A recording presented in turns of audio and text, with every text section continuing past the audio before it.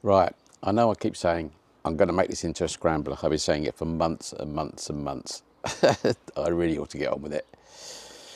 Right, give us a minute.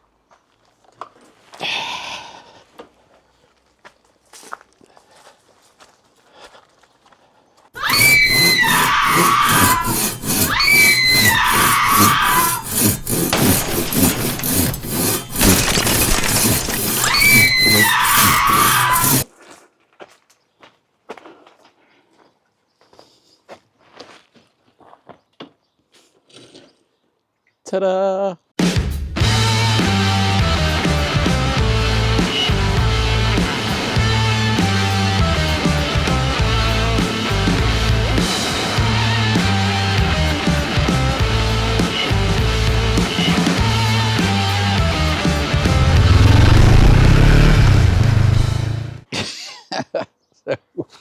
What do you think? Here it is. After me constantly bleating on about that I was going to get it done. We're 95% there. Okay. What have I still got left to do? Still got to put my decal on. Okay. Probably silence the exhaust in a bit, but I'll let you hear it. And I've still got to do the carburetors. But apart from that, I've been riding around and I think it looks pretty good. It looks pretty good. What do you think? So I've walked through what I've done to it. So, mudguard off, front mudguard, may put that back on, not sure yet. We've got the Kendra tyres on there, same as what I've got on the Classic 350.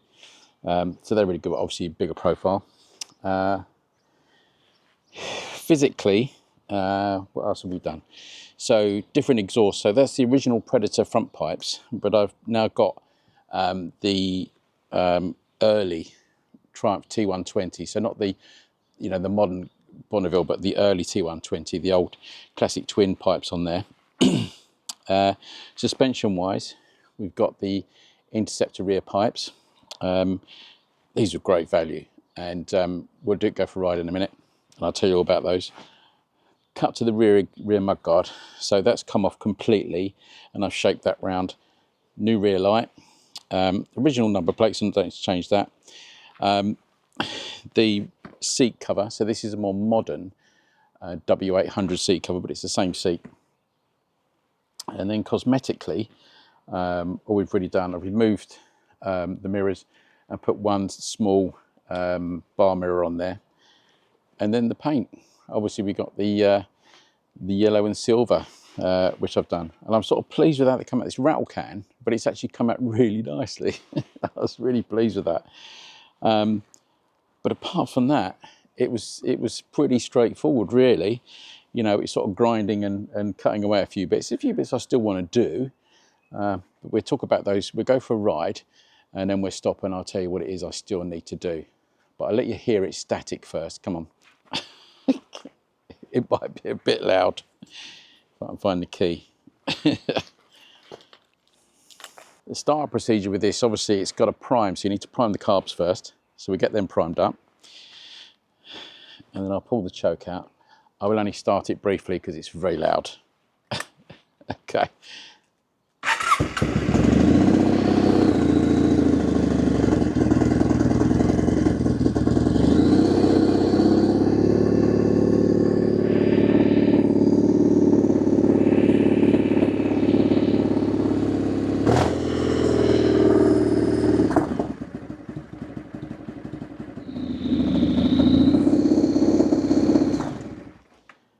Enough of this frivolity. Let's go for a ride. Come on. I'll tell you all about it.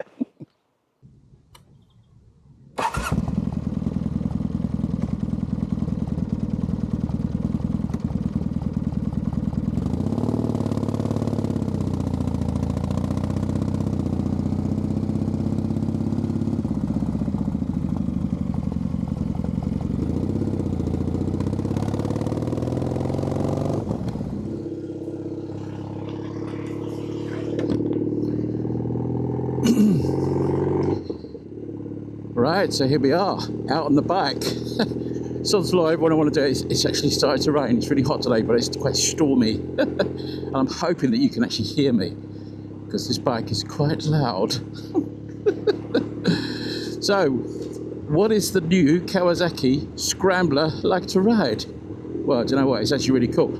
I know I've still got problems with the carburetors, and we got too much air and not enough fuel and too much of something and all the rest of it. But actually, when it's completely warmed up, it's okay. And this is sort of bike I realise it takes a lot of warming up and before you're doing it. But I'm without choke, and you can hear it burbling away to itself. But when you don't have to choke out, the overrun is quite exciting, to say the least. There's an awful lot of crackling and burbling going on. But it's good fun.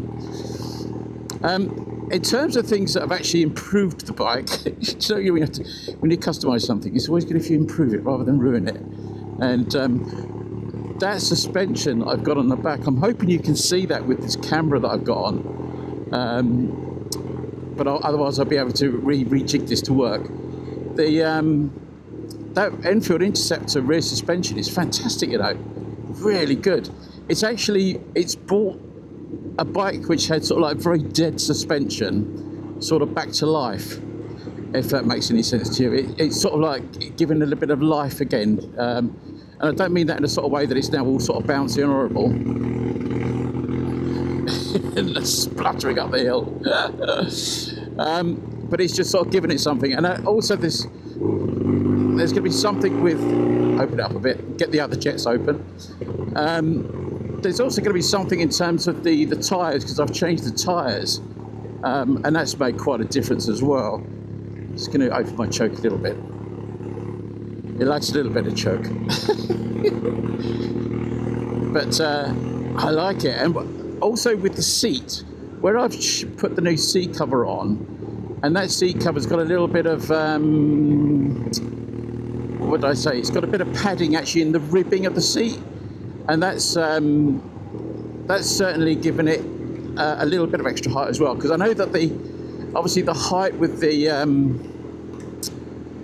suspension has put about another 1.5 inches on it, so it's lifted it a bit, so that's given me a slightly more forward feel to it. So where I was going to put the Scrambler type bars on, I don't think I need to do that. I think I'll be sort of too weird back. I actually like the stance of the bike now, so that's sort of quite pleasing. It's one of those sort of like inadvertent results of putting a bit of extra height on there. I don't think it's really changed the rake angle as such, but it's I'll just open up a bit. Oh, that's mad. Oh, that's bad. But it's just giving it a sort of different stance. So the way that I'm actually sitting on the bike has changed to where it was before now. Get that overrun. Just take the shot. Oh, that's bad. I'll have to give it a bit of choke. I quite like that where you have to sort of fiddle and flanny around with it to make it run right. It's always quite entertaining. But it just, I just like the look of it. I'm hoping that you can see this properly when I'm riding along. I might have to change the other camera angle. I've got my old 360 camera out, which I was never that impressed with. But if you could get the full effect of the throatiness of those exhausts, I'm just hoping you can actually hear me, to be honest with you. So yeah, I'm pleased with it. I love the look of it.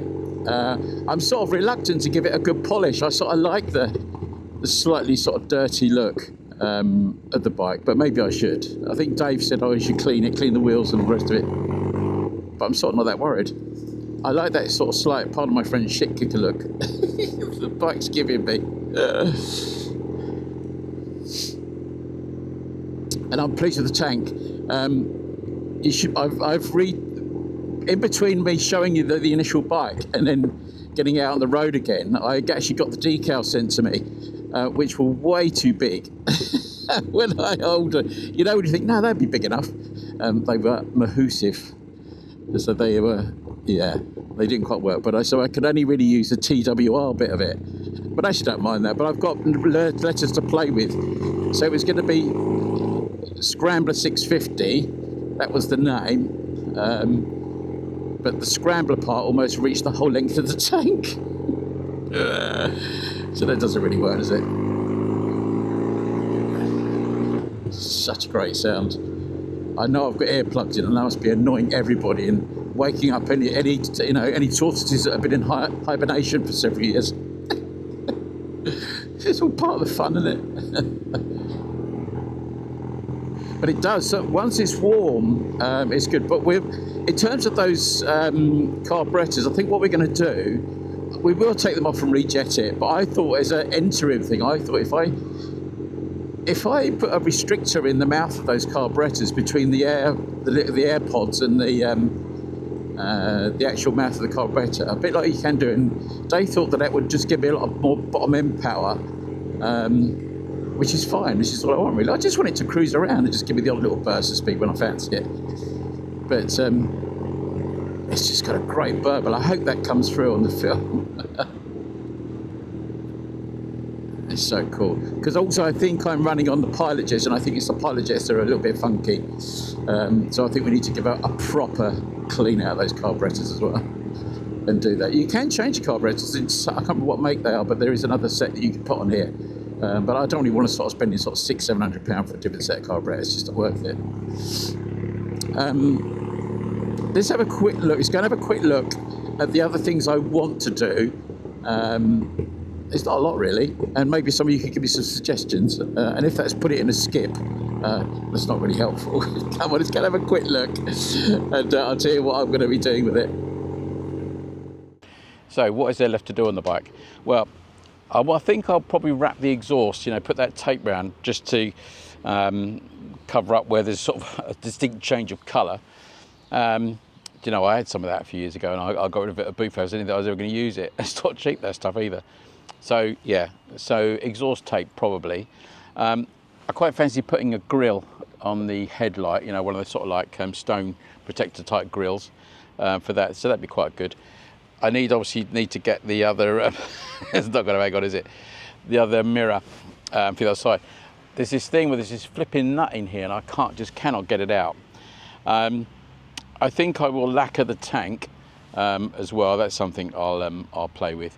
But the overriding one really is to get those carburetors sorted out. As I say, that's something me and Dave will probably work on at some point. I'll see if we'll get in there one day and into his workshop and see if we can get them off. And then I'll get the jetting kit and the service kit and have those done and see if that makes a difference. Otherwise, we might go down that route of, I think jetting will obviously do the thing with matching the fuel and the air, but because there's so much air going in and coming out of this bike now because of the different pipes and the air intakes, it's made a big difference to the bike. But in terms of the looks and just the sort of fun of thumping it around, it's just really good.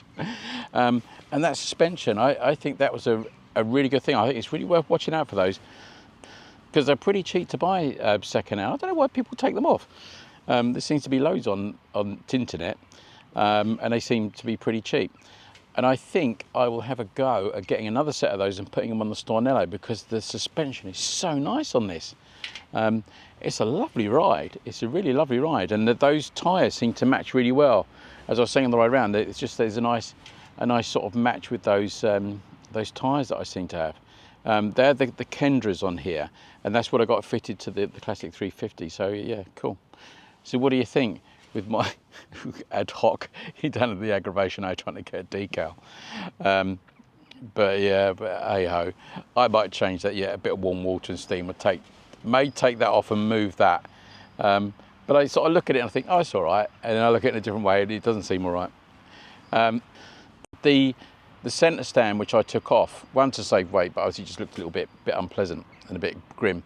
But I can just use a straight through pin and just put that on if I need to get it on a centre stand. So I haven't ditched the centre stand, but I can use it in that way if I need to just reattach it. I don't need to put the springs on it, but just to service the bike and stuff. But I did do the service on this, so I did an oil change on it, which is very straightforward.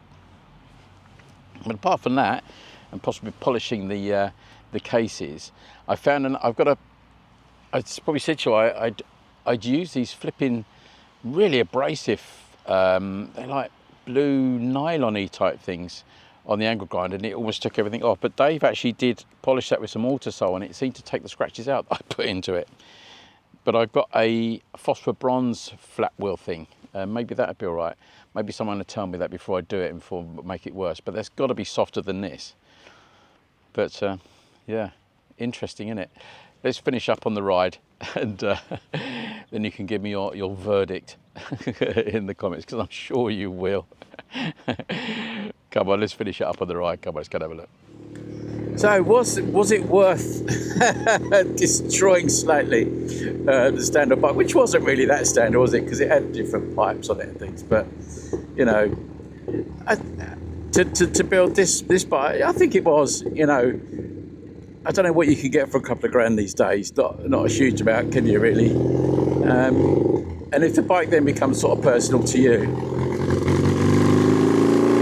it sounds like that, then that's a good thing, isn't it?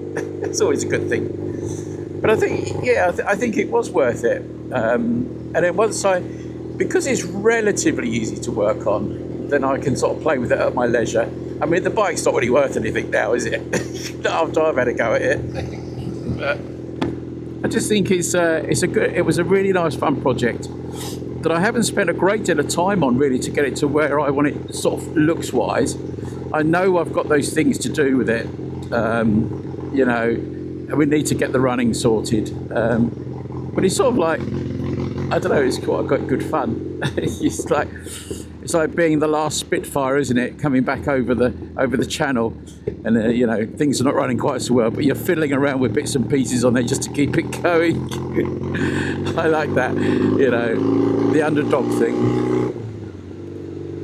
But it just, I don't know, you know, it's just a cool project that I enjoy doing, and it'll sit in the garage, and I'll sort of play with it periodically. But it's one of those bikes that starts on the button. I'll give it that. Blimey, is it a good starter? A really good starter. I wouldn't say it's a good runner, but it's a good starter. Right, there we go, all done. So yeah, I'll see you when I do some more on this. But yeah, look after yourselves, ride safe, and I'll see you in the next episode if I get home. Come on, Ginger, there's a clap in the clouds and I'm going for it. Come on, I'll see you next time, ride safe.